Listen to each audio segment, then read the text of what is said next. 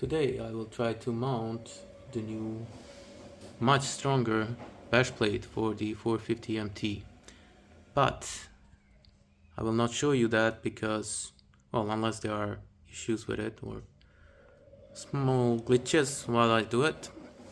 However, I will not show you the full process because there are already many videos out there which show you that full process. Instead, I will be focusing on something else, and that's in this box. And these are, this is the radiator protection, which looks pretty nice. And the most important thing about it is it's metal.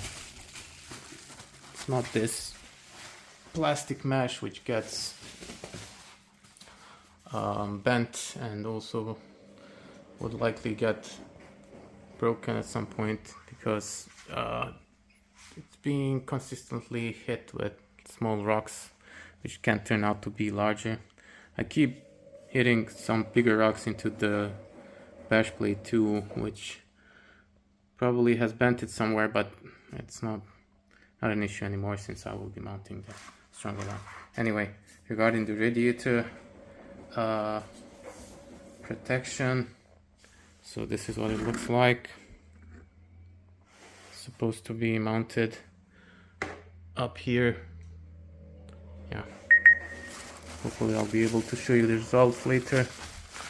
And then there is another thing which I'm very excited about, and this is the exhaust manifold protection. As you can see, it's pretty exposed here, so you get all sorts of things in there, including rocks that stick in between the exhausts, which I don't really like. And also, this is not a rock, something black. That's probably something charred. Could be maybe remnants of an apple or something that I have ridden through while I was riding off-road. Anyway, I don't like the smells that come from that either, so I will try to protect the exhaust a little bit better with this plate. Well, hopefully I'll be able to mount that properly and hopefully everything fits. I'll let you know later.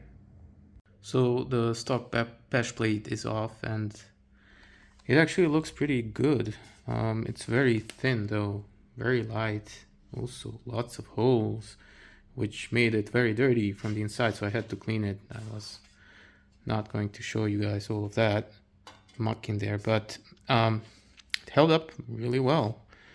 There aren't any major bends or anything in there, so I guess it did its job so far, but I don't trust it because first of all, it's very thin, very light, and secondly, just look how the underside of the engine is designed, what's on there. So first of all, there's the oil sump, which is very important.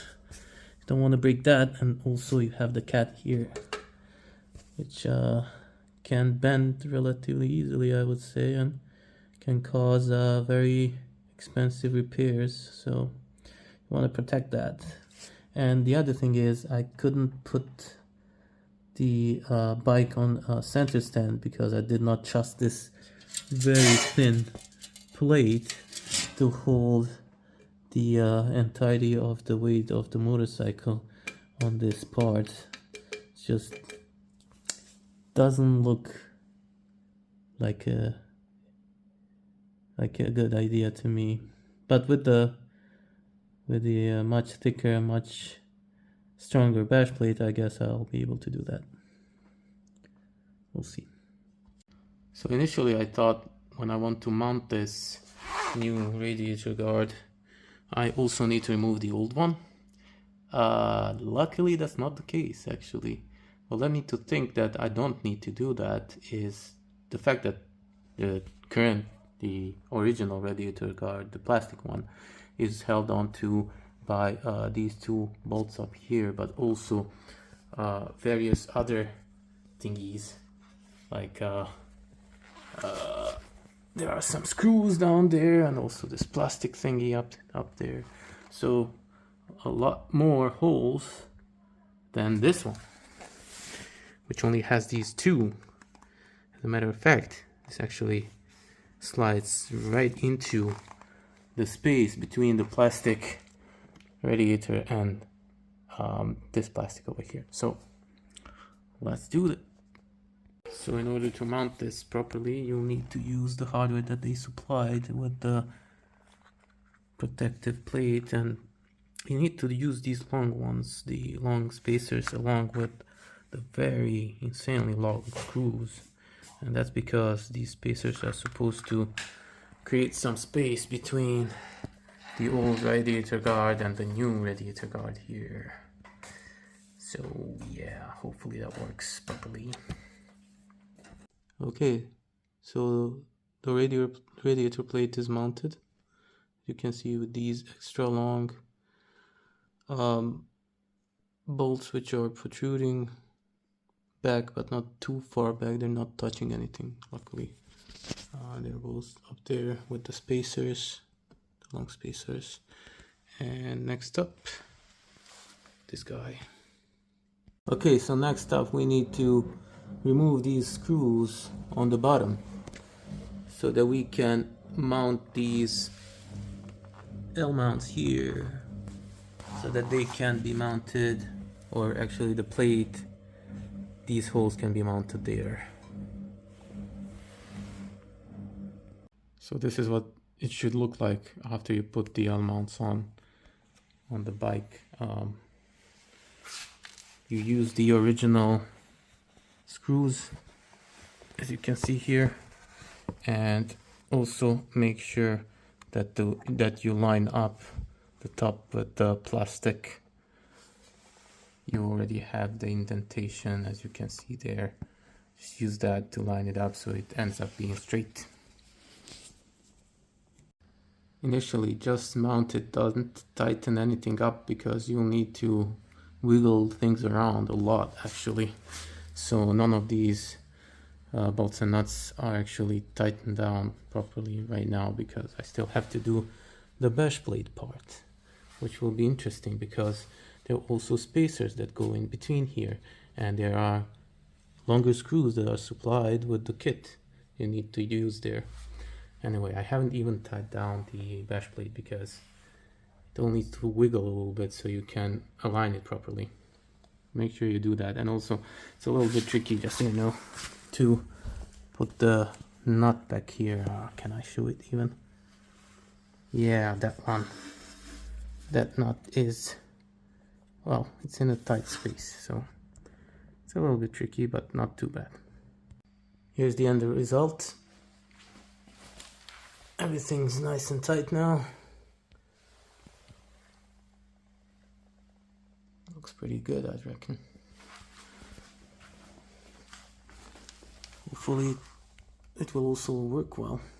We'll see about that. Thanks.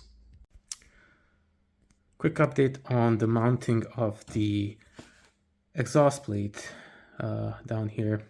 So originally, when it's mounted the quote-unquote proper way, you would put the plate in front of these brackets and these screws would be from this side. There's a problem with that. It then makes the plate too close to the wheel, which, you know, it's not close, not at all in this position when the suspension is not compressed. But when it compresses, especially during hard braking, I could hear cling noises coming from this area here. And later I noticed that the center of the plate was being scraped here on the lip. And then I also noticed some small damage here on the bottom of the fender. Turns out it was actually catching this here lip, and this was clinging because this is steel. So in order to prevent that, I had to move the plate further back. Luckily, the brackets actually have some threaded, I don't know, addition on the back here, like a spacer almost. I used it as a spacer.